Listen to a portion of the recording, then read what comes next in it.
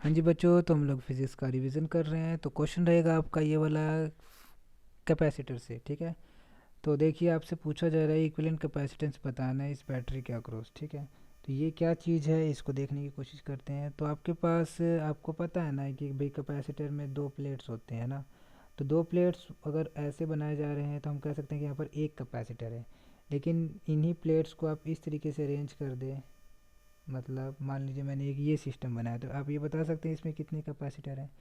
तो हमें समझ आ रहा है कि एक कैपेसिटर तो ये वाला है और एक कैपेसिटर आपका ये वाला हो जाएगा। तो यहाँ पर दो कैपेसिटर है। इसी तरीके से अगर चार करता तो और कैपेसिटर आपके इंक्रीज़ हो सकती थी। तो कम प्लेट्स में ज़्यादा कैपेसिटर आपको मिल रहे हैं। तो वही वैसी सोच यहाँ पर दिखाई गई है और आपको प्लेट्स को इस तरीके से अरेंज करके दिया गया है। तो आप बता सकते हैं कि यहाँ पे टोटल नंबर ऑफ़ कैपेसिटर है कितने।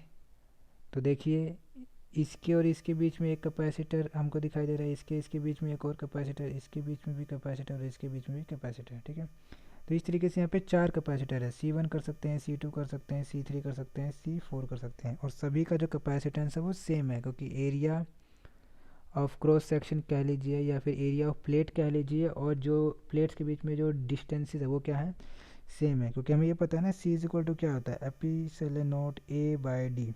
ठीक है, तो सबका एरिया A है और सबके बीच में जो दूरी है, ये वाली जो दूरी है ये कितनी है, डी है। ठीक है, तो जो कैपेसिटेंस है ये कहने कहने को अलग अलग मैंने लिखा है, C1 C2 C3 सभी क्या है आपके मैग्नीट्यूड वाइज सेम ही रहेंगे, तो हम C ही लिख लेंगे इसको। ठीक है, बाद में जब ज़रूरत पड़ेगी तो C लिख लेंगे। ठीक है,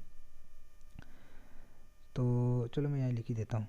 C1 बराबर है C2 बराबर है C3 बराबर है C4। ठीक है, अब देखिए कैपेसिटेंस निकालना है ना, तो चलिए स्टार्ट करते हैं। तो देखिए क्या होता है ना, होता ये है कि जब भी इस तरह के क्वेश्चन आए तो हमें इस तरीके से क्वेश्चन को डील करने के लिए क्या करना होता है, उससे पहले ये जान लीजिए। मान लीजिए आपको इस तरीके से दिया जाता तो आप फटाक से निकाल लेते ना। मान लीजिए C1 है, ये C2 है, तो पैरेलल में है तो कैपेसिटर जुड़ जाते हैं सीधा C1 प्लस C2। तो इक्विवेलेंट कैपेसिटेंस कितना आता है, C1 प्लस C2। तो हमें आदत है ये वाले फॉर्मेट की। तो हमें क्या करना है ना, ये जो फॉर्मेट गिवन है ना इसको इस फॉर्म में लेके आना है। ठीक है, और वो किस तरीके से लेके आना है, उसके क्या स्टेप्स हैं हम लोग उसको देख लेते हैं अभी फ़िलहाल। देखिए जब भी ऐसा दिया जाए तो फटाफट पोटेंशियल डिस्ट्रीब्यूट कर लीजिए। मान लीजिए V वोल्ट का था तो ये भी V वोल्ट हो जाएगा। अच्छा ये V वोल्ट है तो ये 0 वोल्ट है, ये V वोल्ट है, ये 0 वोल्ट है कि नहीं। ये समझ आया ना क्या बोला, देखो V वोल्ट की बैटरी थी ना, तो इसका एक हायर पोटेंशियल है, इसका एक लोअर पोटेंशियल है। हायर वाली वैल्यू को मैंने इधर लेके आया और लोअर वाली को इधर लेके आया। ठीक है, तो ये भी हो गया। अच्छा जब ये 0 वोल्टेज है तो ये तो सेम पॉइंट है, ये प्लेट ही तो है, कंडक्टिंग प्लेट कह लीजिए या फिर कुछ और कह लीजिए, कंडक्टिंग ही कहना पड़ेगा। ठीक है, तो अगर ये ज़ीरो है तो ये भी ज़ीरो ही होगा। ठीक है, तो ये समझ आएगा। लेकिन मुझे इस प्लेट के और इस प्लेट के पोटेंशियल के बारे में नहीं पता है। तो जब भी ऐसा होता है तो आप x मान लीजिएगा। क्या मान लीजिएगा, x। तो मैंने क्या मान लिया, इसको x, इसको क्या मान लिया, x मान लिया। ठीक है, अब क्या करना होता है, अब इसी ये जितने भी आपने पोटेंशियल यहाँ पर इंडिकेट किया है ना उनको आप लिख लीजिए। क्या क्या इंडिकेट किया आपने, v, x और 0। ठीक है, अब बस अब ये चेक कर लीजिए कि किस किस वोल्टेज के अक्रॉस कितने कैपेसिटर हैं। तो देखिए x और v के अक्रॉस एक कैपेसिटर है जिसका नाम है C1। तो x और v, तो हमने x और v के बीच में एक कैपेसिटर लगा दिया जिसका नाम है C1। ठीक है, अच्छा v और 0 के बीच में एक कैपेसिटर है, v और 0, तो v और 0 ये लीजिए, v और 0 के बीच में एक कैपेसिटर लगा दिया। और रही ये बात समझ में, तो ये हो गया आपका C2। ओके, 0 एंड x के बीच में एक कैपेसिटर है, इसको भी लगा लेते हैं हम लोग। क्या कहते हो, ठीक है। x और 0 के बीच में एक कैपेसिटर है, उसको भी लगा लेते हैं, ये लगा लिया। आ रही बात समझ में। तो इस तरीके से हम लोगों ने ये अरेंज कर दिया। ठीक है, अच्छा एक बार मैंने ये भूल गया कि इसका नाम क्या था।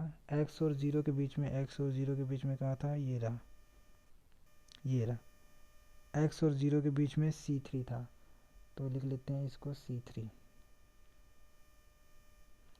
अच्छा एक और था C4 भी था, तो C4 भी लिख लेते हैं, ये वाला C4। ठीक है, तो बस आपको पता ही है कि करना क्या है। अब ये बिल्कुल इजी केक हो जाएगा।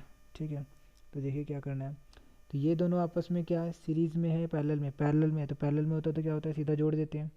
तो इसको दोबारा से रीड्रॉ करोगे या फिर वैसे ही करोगे, चलो रीड्रॉ कर लेते हैं, क्या दिक्कत है, थोड़ा सा टाइम लगेगा। ठीक है, तो सभी की वैल्यू तो सी सी थी ना, तो अगर ये सी फोर भी सी है और सी थ्री भी सी है और दोनों को आपस में जोड़ना है, तुम कह सकते हैं ये टू सी हो जाएगा। ठीक है, तो सी वन को भी सी ही लिख लेता हूँ मैं, सी टू को भी सी ही लिख लेता हूँ, क्योंकि मैंने यहाँ बोल दिया था ना सभी किसके बराबर हैं, सी के बराबर है।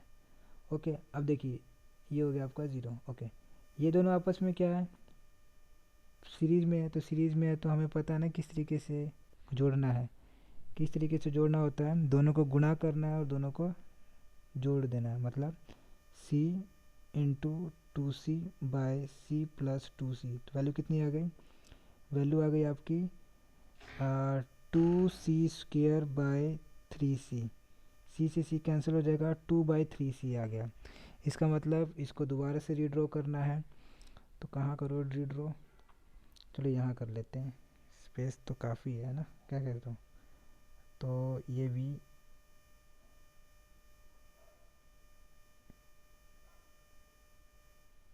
ठीक है, तो ऊपर वाली की वैल्यू क्या आ जाएगी, ये two C by three, two C by three. समझ आई बात। अच्छा, नीचे वाली जो सी वैल्यू है उसको आप एज इट इज़ रख लीजिए।